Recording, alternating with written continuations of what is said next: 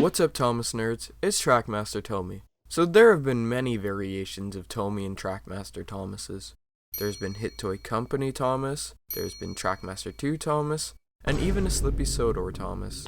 But today, I have something a little bit different.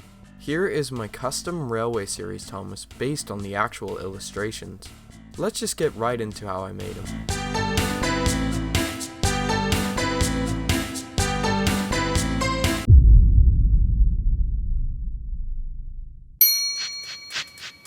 This Thomas actually took 3 Thomases to make. My Scrambled Eggs Thomas's running board and chassis, a classic Tomy Thomas's body, and a broken Steam-Along Thomas's face. Step 1 was to remove all of the yellow paint from the Scrambled Eggs Thomas. This was a very tedious process and honestly isn't perfect.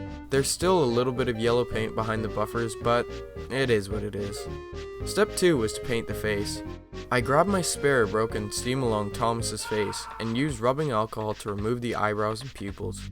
Then it was time to paint up all of the black details like the mouth, eyes, and eyebrows. This is my favorite part of the custom, and I think it looks so good. It reminds me a lot of the original Erdl pullback Thomas face. Step 3 was working on the body. Since this was a classic Tomy Thomas, I had to paint the stripes on the boiler with a red paint pen. I also repainted his whistle, adding only 1 instead of 2, and painting the coal bunker. The next thing to add was the safety valve. Originally I cut up 2 toothpicks and put them inside of some blue clay to simulate this, but it proved difficult and it didn't look the best, so I just glued on some yellow clay. Is it perfect? No, but it gets the job done in the end. I also painted the buffer silver like the illustrations. This is when it really began to feel like he was a Railway Series Thomas. Step 4 was painting the chassis. Like all of my engines nowadays, I painted his undercarriage black. Then I painted between the wheel spokes with black. This was achieved by painting almost the whole wheel black, then scraping away the excess paint. After that, I painted the wheel center silver with the paint pen and added the side rods from my custom Dudley that were originally from a Playrel Hurricane.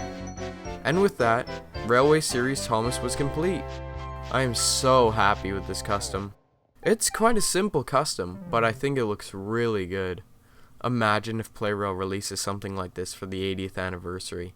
That would be amazing.